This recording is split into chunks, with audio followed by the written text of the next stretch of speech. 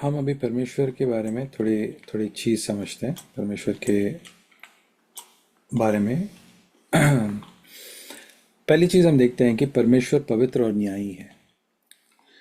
तो परमेश्वर इस जगत का राजा है। परमेश्वर इस सृष्टि का मालिक है, सृष्टिकर्ता है। और परमेश्वर पवित्र और न्यायी है। तो हम देखते हैं कि तेरा राज्य सत्य और न्याय पर आधारित है। प्रेम और भक्ति तेरे सिंहासन के सैनिक है। ऐसा भी कह सकते हैं, धर्म और न्याय तेरे सिंहासन की नींव है। दया और सच्चाई तेरे सामने है। तो इसका मतलब है कि परमेश्वर के कोई नियम है, परमेश्वर का एक योजना है, परमेश्वर इस जगत का पालन करते हैं। तो उनका उनका उनके उनके न्याय, उनके योजना का पालन करना और उनके आज्ञाओं का अनुकरण करना हमारा ड्यूटी बनता है, हमारा काम बनता है।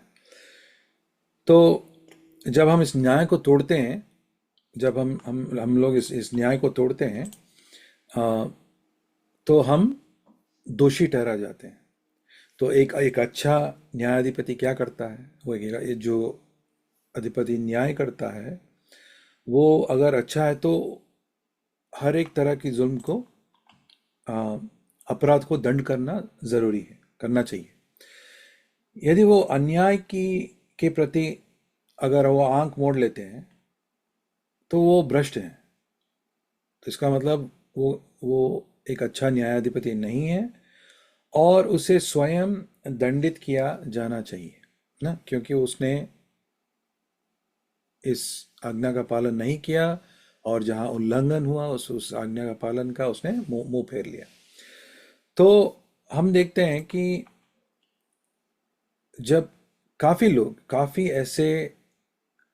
ऐसे उल्लंघन और काफी ऐसे अन्याय जगत में होते रहता है और लोग मुंह फेर लेते हैं, पैसे लेते हैं, मुंह फेर लेते हैं।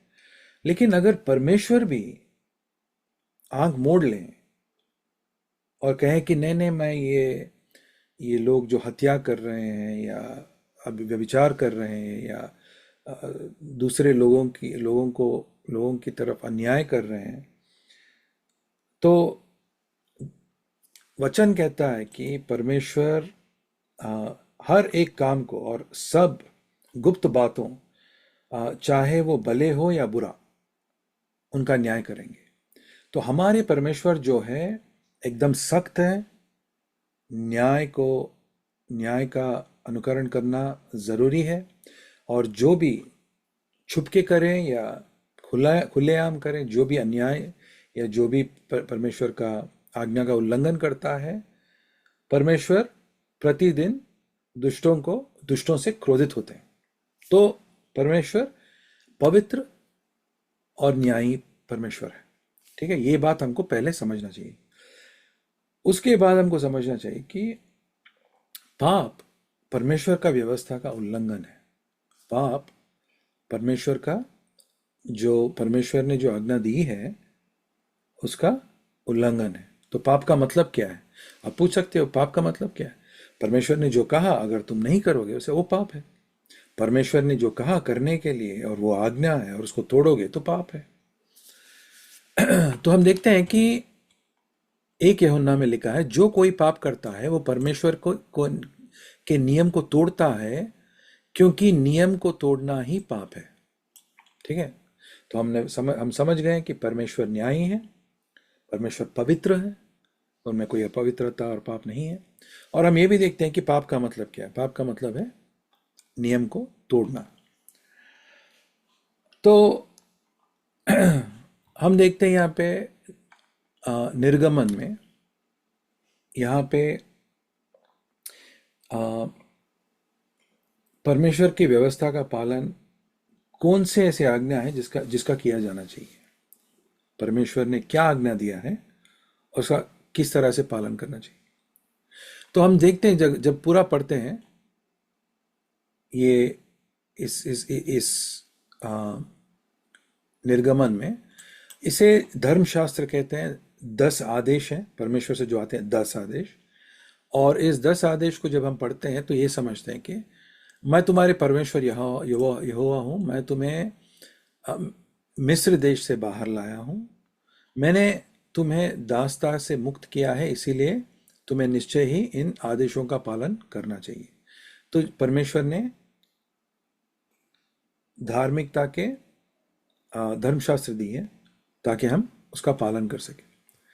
तो पहले कहते हैं कि तुम्हें मेरे अतिरिक्त किसी अन्य देवताओं को नहीं मानना चाहिए। मतलब मूर्ति पूजा नहीं करना चाहिए, किसी और देवता या भगवान को नहीं मानना चाहिए। आ, तुम्हें कोई भी मूर्ति नहीं बनाना चाहिए। कोई भी मूर्ति, आदमी का हो, भगवान का हो, परमेश्वर का हो, कुछ भी, लेकिन मूर्ति तो नहीं बनाना चाहिए, यहाँ लिखा है। ठीक है। और तुम्हारे परमेश्वर यहोवा के नाम का उपयोग तुम्हें गलत ढंग से नहीं करना चाहिए। आ, और यहाँ लिखा है कि सब्त को याद रखें, एक विशेष दिन के रूप में मानने का ध्यान रखना चाहिए। मतलब 6 दिन काम करना चाहिए, 7वां दिन जो हम संडे कहते हैं, उस दिन परमेश्वर का ध्यान करना चाहिए। उस दिन परमेश्वर का ध्यान करना चाहिए और उस दिन को हम पवित्र रखना चाहिए। इसका मतलब ये नहीं कि 6 दिन अपवित्र है। इसका मतलब ये है कि उस दिन खास कर परमेश्वर के वचन पर, परमेश्वर के आराधना के लिए हम ध्यान करते हैं, वो पूरा दिन परमेश्वर के लिए। और हमें ये 7वां दिन है। सब्त का मतलब है सैबत बोलते हैं इंग्लिश में। सप्ताह सप्ताह के कुछ 6 दिन अन्य काम कर कर सकते हैं, किंतु 7वां दिन तुम्हारे परमेश्वर यहोवा की प्रतिष्ठा में आराम का दिन है। तो परमेश्वर की प्रतिष्ठा कर रहे हैं यहाँ पे। तो हम देखते हैं कि, और यहाँ से शुरू होता है जो हम समझ सकते हैं, जो लोग यहूदी नहीं है लेकिन समझ सकते हैं कि परमेश्वर का धर्मशास्त्र क्या है। और हम इसके, हाँ, इनको इसको ऐसे धर्मशास्त्र को मानते भी हैं। दिखाता हूँ मैं आपको। आपके माता और आप अपने पिता की आदर करो। तो अगर हम, यहाँ लिखा है कि अपनी माता और पिता की आदर करो, तो अभी सोचो यहाँ से, क्या तुमने मूर्ति पूजा किया है? हम देख रहे हैं कि परमेश्वर का वचन क्या कहता है पाप के बारे में। हम समझ रहे हैं कि पाप परमेश्वर का आज्ञा का उल्लंघन है, समझ गए। परमेश्वर की आज्ञा क्या है? ये है परमेश्वर की आज्ञा कि तुम मूर्ति पूजा मत करो। क्या तुमने मूर्ति पूजा किया है?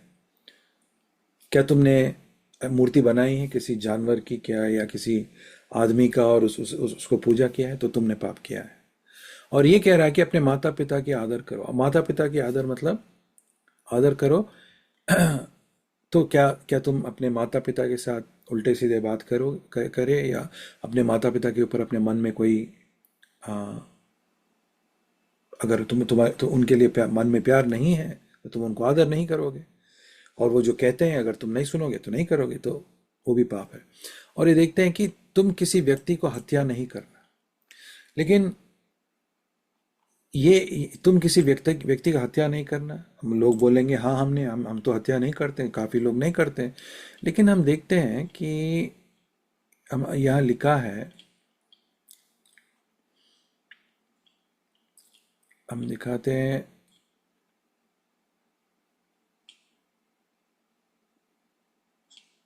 अगर मन में अगर मन में हमारे मन में गुस्सा है, अगर हमारे मन में गुस्सा है, तो गुस्सा भी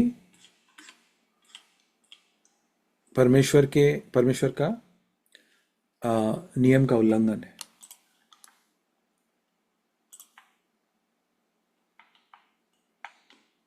हम दिखाएंगे आपको।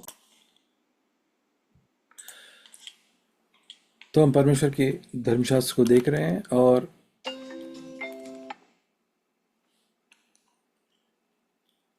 तो यहाँ कहता है कि तुम्हें किसी व्यक्ति की हत्या नहीं करना चाहिए। तो क्या आपने किसी की हत्या किया है? क्या आपने पाप किया है? आप कहेंगे नहीं, हमने हमने हत्या नहीं की है।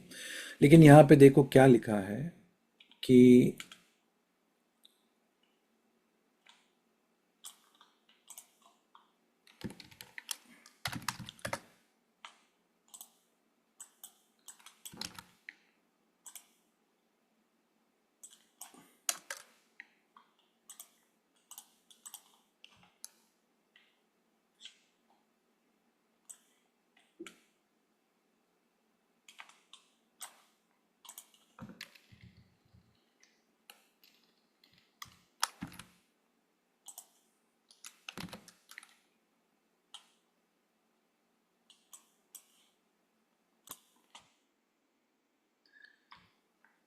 तो हम देखते हैं कि यीशु मसीह कहते हैं, तुम जानते हो कि हमारे पूर्वजों ने कहा गया था कि हत्या मत करो। तो हम जो पढ़ रहे थे इसके पहले, उसके बारे में यीशु मसीह कह रहे हैं। और यदि कोई हत्या करता है तो उसे अदालत में उसका जवाब देना होगा। किंतु मैं तुमसे कहता हूं कि जो व्यक्ति अपने भाई पर क्रोध करता है, मतलब मन में गुस्सा करता है, उसे भी अदालत में उसके लिए उत्तर देना होगा। और जो कोई अपने भाई का अपमान करेगा, उसे स्वच्छ संघ के सामने जवाब देना होगा।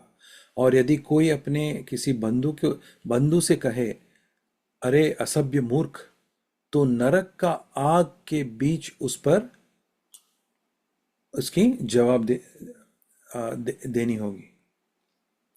तो हम क्या समझते हैं कि आप पूछो अपने आप से, क्या आपने पाप किया किसी से? आपके मन में किसी के ऊपर गुस्सा है? अगर आपके मन में किसी के ऊपर गुस्सा है तो आपने परमेश्वर का न्याय का उल्लंघन किया। और उस न्याय का उल्लंघन, परमेश्वर कहते हैं कि पाप का दंड मृत्यु है।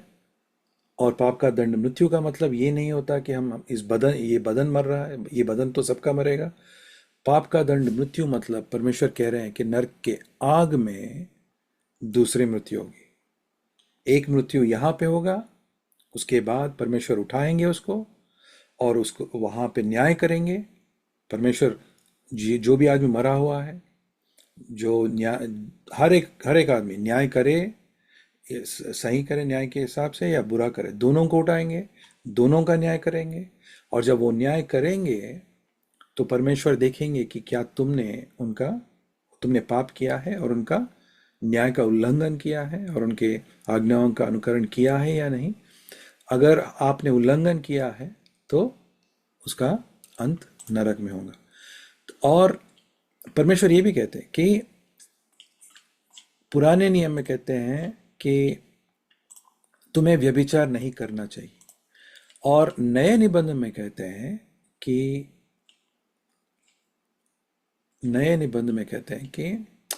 किंतु मैं तुमसे कहता हूं कि यदि कोई किसी स्त्री को वासना की आंखों से देखता है, मतलब हम जब किसी दूसरे स्त्री को, आ, हमारे मन में अगर व्यभिचार है, वासना की आंख से देखते हैं, तो वो अपने मन में पहले ही उसके साथ व्यभिचार कर चुका है।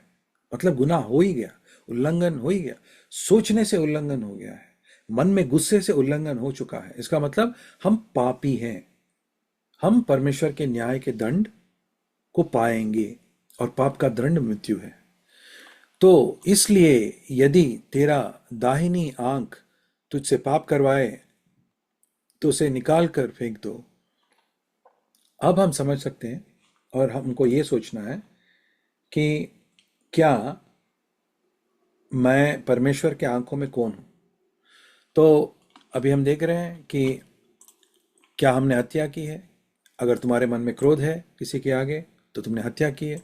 क्या मैंने व्यभिचार की है? अगर तुमने किसी किसी औरत को देखा या आदमी को देखा और तुम्हारे मन में व्यभिचार की सोच आए तो तुम व्यभिचारी हो। तुम्हें चोरी नहीं करना चाहिए। अगर हम सब बचपन में कहीं ना कहीं तो चोरी कर चुके हैं। तो हम देखते हैं कि हम चोर हैं, मन में व्यभिचारी हैं, और अ, हम हत्यारी भी हैं। हमने किसी की हत्या की है। तुम्हें अपने पड़ोसियों के विरुद्ध झूठा गवाही नहीं देना चाहिए। मतलब कभी तुमने झूठ बोला? अगर तुम झूठ बोले तो यहाँ लिखा है कि तुम पापी हो। तो ये चार चीज जब हम देखते हैं, हर एक आदमी हर एक औरत कहीं ना कहीं तो करेंगे ही। इसीलिए वचन कहता है कि हर एक आदमी पापी है। इसीलिए वचन कहता है हर एक आदमी पापी है। दूसरे लोगों की चीजों को लेने का इच्छा तुम्हें नहीं करना चाहिए, ये भी लिखा है। मन में लोभ मत नहीं रहना चाहिए, हमारे मन में लोभ नहीं रहना चाहिए। तुमको अपने पड़ोसियों के घर, उसकी पत्नी, उसकी सेवक और उसकी सेविकाओं, उसकी गायें और उसके गधे को लेने का इच्छा नहीं करना चाहिए। तुम्हें किसी किसी की भी चीज को लेने की इच्छा नहीं करना चाहिए। तो ये धर्मशास्त्र हमको समझा रहा है कि परमेश्वर का एक योजना है।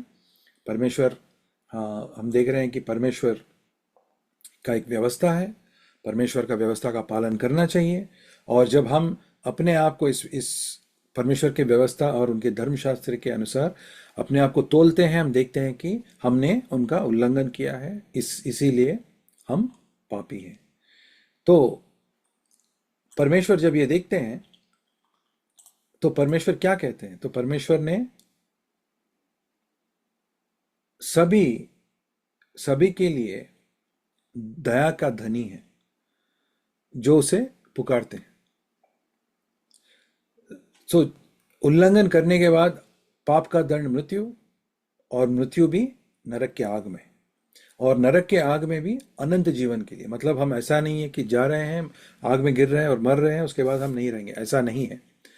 वचन कहता है कि हमारा दंड होगा, दंड होने के बाद हम मृत्यु पाएंगे। ये दूसरी मृत्यु है जो परमेश्वर अनंत काल के लिए करेंगे, और हम आग के झील में गिरेंगे, और वहां गिरने के बाद अनंत काल के लिए तड़पेंगे। मतलब तुम कभी नहीं मरोगे, तुम जलते ही रहोगे, दर्द होते ही रहेगा, और हम उसे छुटकारा नहीं पा सकते। अगर हम मौत को पूछे तो मौत भी नहीं मिलेगा, मृत्यु को पूछे तो मृत्यु भी नहीं मिलेगा, तड़पते ही रहेंगे। ये परमेश्वर का न्याय है उन लोगों के लिए जो उनका व्यवस्था का उल्लंघन करते हैं और उनका न्याय का उल्लंघन करते हैं।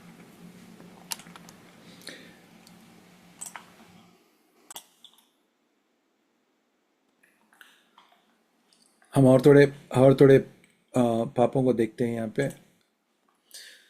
तो यहाँ लिखा है कि गलातियों का पत्र में 5 से लेके 5 अध्याय 19 वचन, 19 to 21, 19। अब देखें हमारे शरीर की पापपूर्ण प्रकृति के कामों को तो सब जानते हैं। ठीक है, ये मैं पाप आपको एक लिस्ट दे रहा हूं ताकि आप समझ सके कि पाप का मतलब क्या है। तो हमने देखा कि झूठ बोलना पाप है, व्यभिचार का सोच लगाना, मन में व्यभिचार का सोच आया तो भी व्यभिचार हो चुका है हमसे। अगर मन में गुस्सा है तो हत्या हो चुका है हमसे। दूसरों के चीज़ों के लिए लोभ नहीं रहना चाहिए हमारे मन में, उनको चाहना नहीं चाहिए। तो हम यहाँ देख रहे हैं कि दूसरे तरीके के पाप क्या है। वे है व्यभिचार, अपवित्रता, भोग विलास, मूर्ति पूजा, इसको भी पाप कहते हैं। तो जादू टोना, ये भी पाप है। बैर भाव, ये भी पाप है। लड़ाई झगड़ा, ये भी पाप है।